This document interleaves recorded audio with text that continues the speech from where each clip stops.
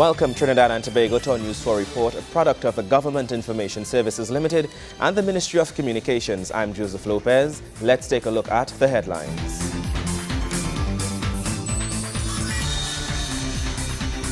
Minister of Finance takes over 17 pieces of legislation of the Finance Bill 2014 for debate in the lower house.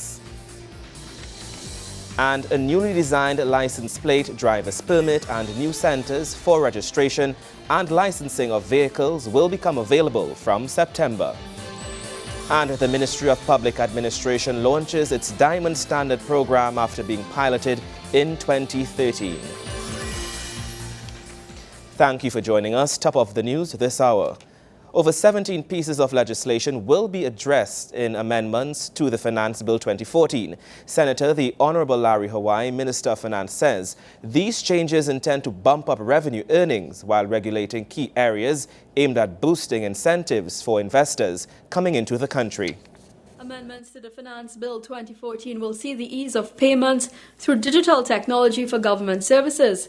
Finance Minister Larry Hawaii made the announcement during his presentation in the lower house on Friday. He says this is as a result of the increase in transactions occurring at government agencies, with an approximate 38 million transactions occurring annually. For all of history, the business of the government has been carried on by cash and checks.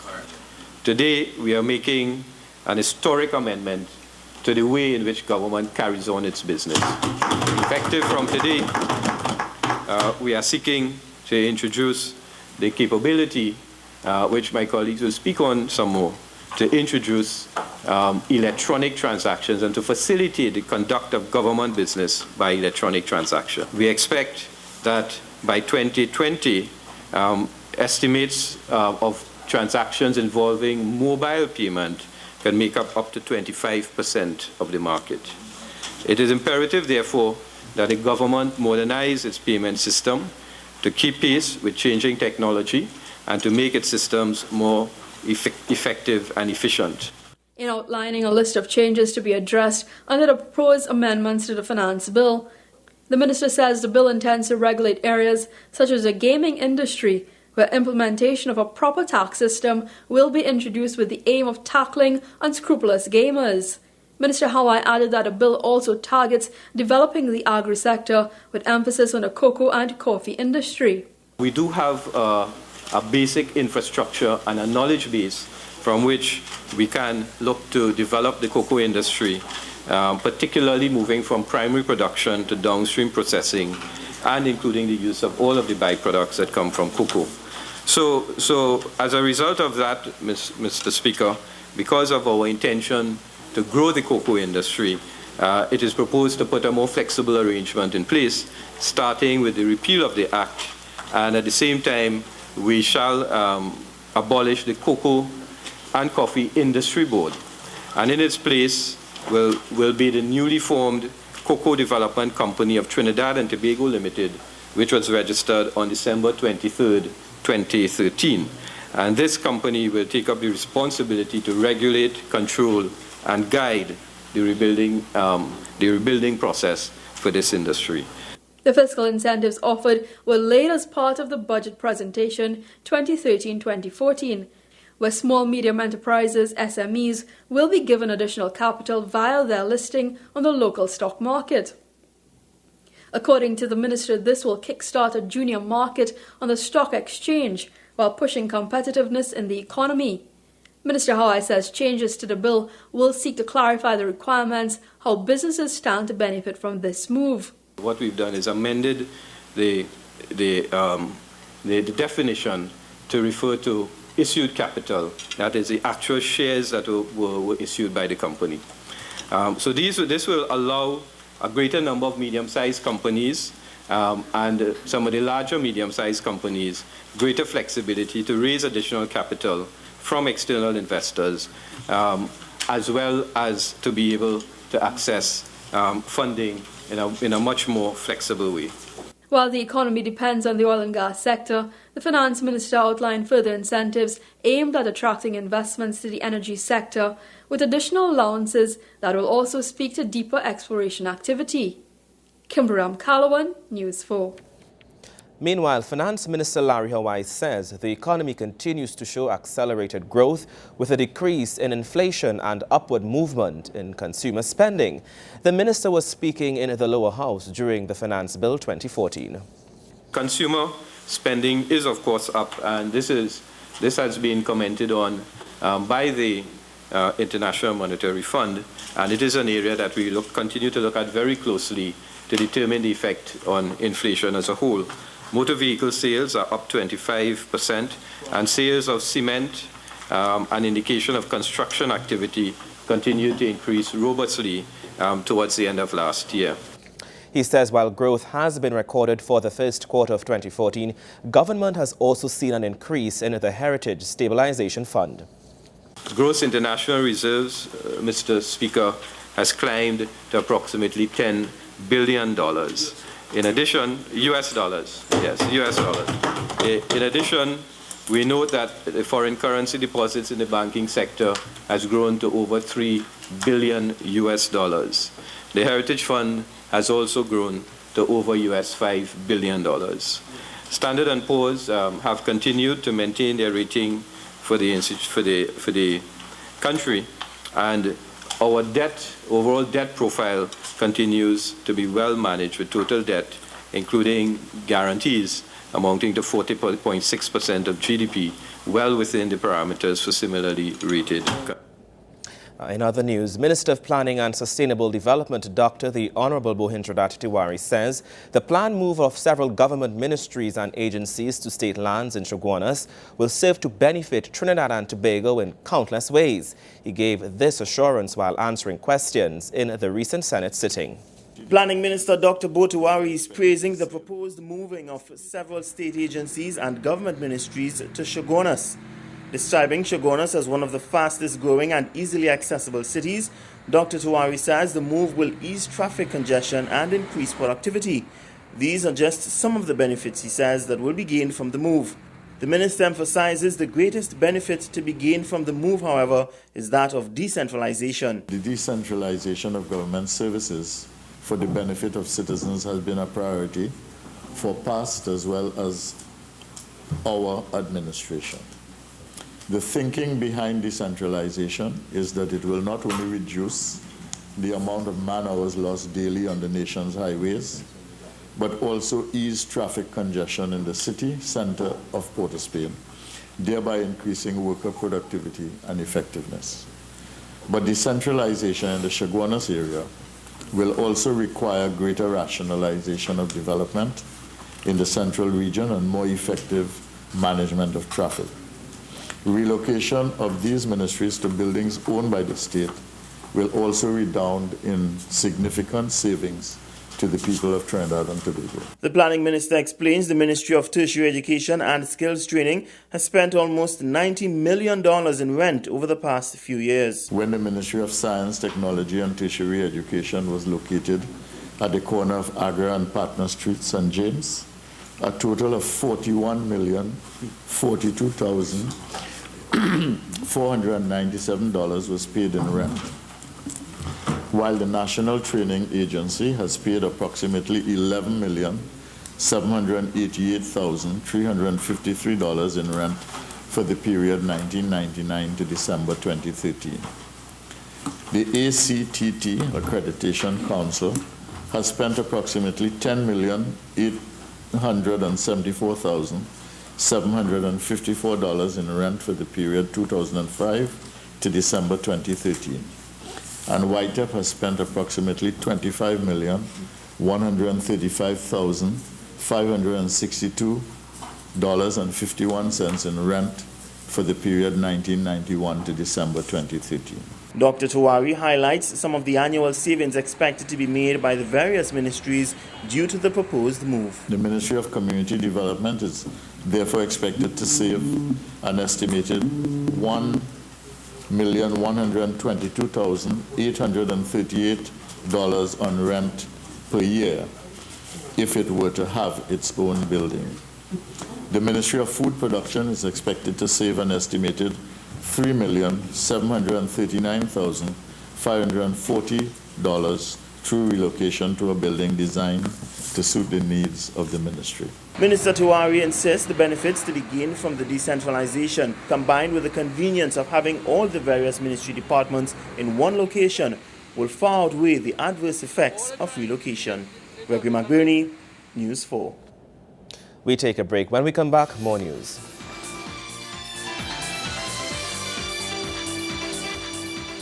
Welcome back. The Trinidad and Tobago Diamond Standard program, launched by the Ministry of Public Administration in June 2013, is being piloted during 2013 to 2014 and will provide national certification to services provided by the ministries or agencies within Trinidad and Tobago Public Service that exemplify excellence in providing service to citizens and other client groups. Assessing the performance and efficiency of government agencies to meet the needs of their customers is a cornerstone in the process, says Minister of Public Administration, Carolyn Sipasad Bechan. I said at that time that the Diamond Standard would be our flagship for taking the public service of Trinidad and Tobago to the peak of customer service, professional performance, ease of doing business, and global competitiveness. I stressed that it will be a launching pad that will propel us forward into the future, where the citizen is the center of the public service universe. She says it is vital that the persons performing the assessments have the appropriate skills, expertise and training to ensure credibility of the process and confidence in the results. That universe of service and success is now expanding, as it should, especially given the work that all of us here in this room have put into it. You would be pleased to know that this evening, in fact, we arrived here a bit late, but we did install, Permanent Secretary, myself, DPS Mirage, we just installed the Independent Advisory Panel, which will supervise the whole assessment phase as we go towards the 29th of June. The minister says she's proud of the work undertaken by the agencies and ministries, including the Ministry of Public Administration, to support this program. She adds it is an important step in addressing the age-old complaints about poor service delivery by the government. She underscores this is an important roadmap for delivery of Diamond Standard service, present and future clients. So from this first group of pioneers, 14 agencies and 22 services have now applied for certification. And yes, you will be assessed over, and I was just talking to a couple of you who have started that assessment already. To the others, I know many of you are here. You are not giving up and will apply as soon as you can. The PS and I are clear that we will continue to support all of you who value the certification enough to want it, and those who appreciate the difference it will make to their own services and their own organizations. And therefore, we are here to support you, and we expect to see you in the second cohort, which will be assessed in October. Agencies and services that apply for the Diamond Standard certification will be assessed against 8 criteria. These are service environment, customer involvement, communications, promoting a customer service culture, responsiveness, innovation and creativity, technology and partnership. The 10 professional assessors will conduct the assessments. These assessors successfully completed rigorous training to conduct the formal assessments for certification of service as a Diamond Standard. The Diamond Standard Award will be awarded to successful agencies and services at an award ceremony in June. The Trinidad and Tobago Electricity Commission is moving full steam ahead with its public lighting program. In its latest project, Member of Parliament for Naparima and Minister of Public Utilities, the Honourable Nizam Baksh, was able to turn on the lights at a recreation ground in a community where he has spent his entire life. Naparima MP Nizam Baksh was all smiles as he turned on the lights at the Congo Hill Recreation Ground in Barakpo. MP Baksh, who is also the Minister of Public Utilities, says he experiences a great joy from providing the facilities to members of the area, as his connection with the area goes far deeper than simply being a parliamentary representative. He explains the community is often the source of his pride. I've lived here all my life, and so you. I know firsthand the many things that make Barakpo such a special place. from our rich cultural legacy to our legacy in the sporting arena, where we have made an indelible impression in the sport of cricket, both at the national and international levels.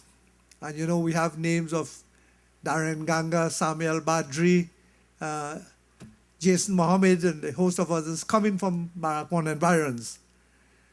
My lifelong experience of this community and my love and respect for the people who live here have informed the way in which I represent you. He says his connection with the community is what has driven him to represent for his fellow community members. We at the Naparima Constituency Office have worked assiduously to positively impact your lives through the successful implementation of a number of projects, and some of these include the paving of the Papuri Road from Barrackpore Police Station to Lengwa Village, and the paving of Congo Hill Trace and Pear Trace. The submission of a proposal and a recommendation for a new roadway from Barrackpore in the vicinity of Barrackpore Cemetery to Daisy Road in Palmyra. Right now they're doing the estimates and so, and I hope to lobby to see that we could get this ASAP. Minister Bash says he's also seeking to repair water mains in the area and repair and install streetlights in the area. The minister is urging his community to make use of the recreation ground he has sought to improve, as it would only serve to develop a deeper sense of individual well-being and community spirit. The benefits of recreation grounds to communities have been well documented. Our social experts tell us that when they become a central part of a community's life, grounds like this one contribute to the development of community spirit, as well as the emotional and physical well-being of the individuals who use it. I doubt that I need to convince you of the physical benefits of recreational activity. In recent months, our newspapers have been featuring alarm calls made by my fellow ministerial colleagues, as well as medical practitioners, about the growing obesity crisis among our adults and youth, and more so our school children and its effect on our society. Regular physical activity coupled with a healthy diet has been proven to combat obesity and related illnesses like diabetes, hypertension, and cardiovascular disease. And so I encourage you as a community and as individuals to use the extended time provided by this lighted ground for physical exercise and recreation. The Public Utilities Minister reminds persons that regular physical activity can also have a positive impact on emotional and mental well-being. He cites studies in Australia and the United States which indicate persons who partake in regular organized physical activity are more alert and more immune to the stresses of modern-day living. Gregory McBurney, News 4. More news when we return. Stay with us.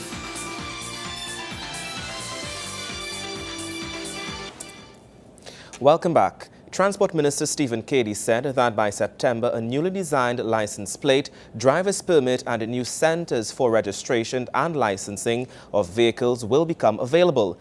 Now, Minister Cady's made the disclosure at a public consultation where the proposed Motor Vehicle Authority MVA bill was introduced to the public.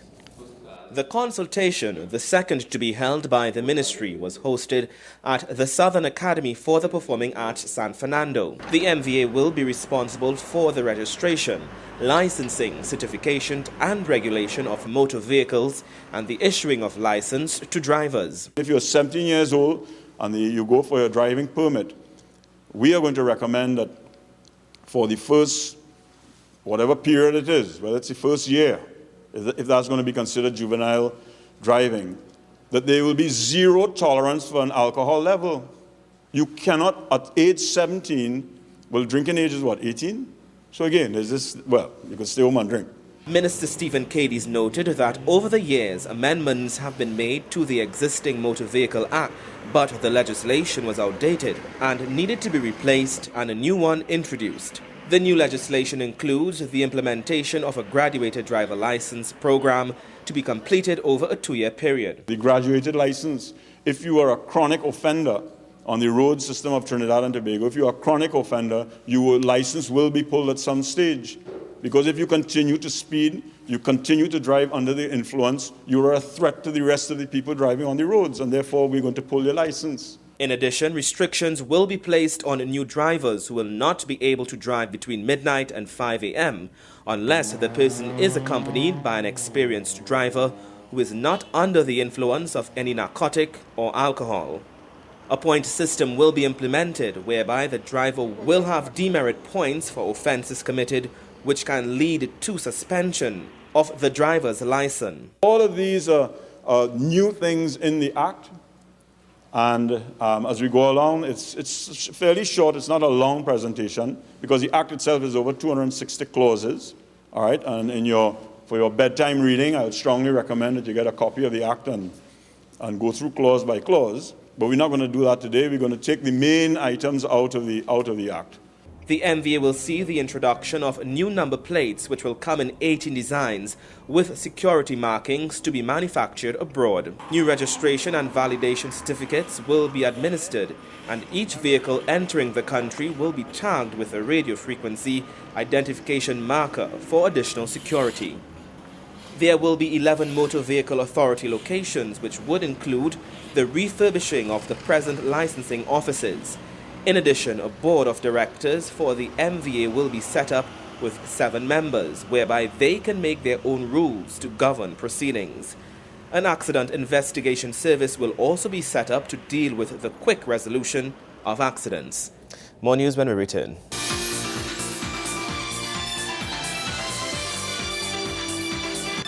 Thank you for staying with us. The conversation on the merging of the human imagination and innovative business approaches continued as the Ministry of Planning and Sustainable Development held its third panel discussion.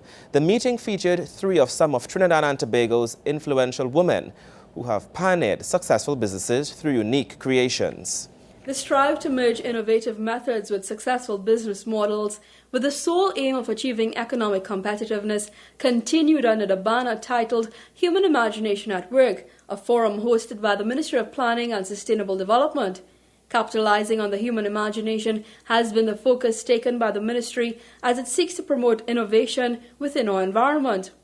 Dr. Botiwari, Minister of Planning and Sustainable Development, says the use of this approach is derived in the definition of the human imagination itself and the application to society around us. The same imaginative capacity that is necessary to create a painting or a sculpture or conceptualize something artistic is required in scientific research to lead to unique discoveries and innovative applications of those discoveries.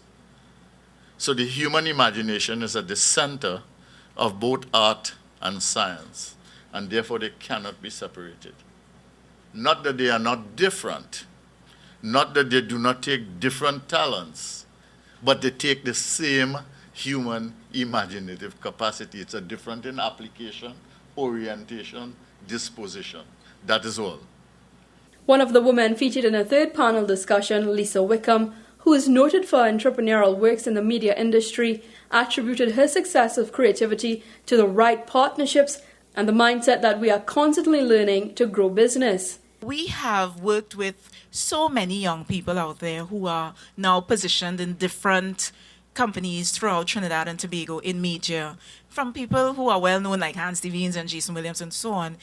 This young man, Sean Hodgkinson, and who did Wendy and so on. A lot of these young people pass through by us. And that idea of constantly learning, constantly giving your best, the excellence, using your mind, using your creativity, and sharing it with the world.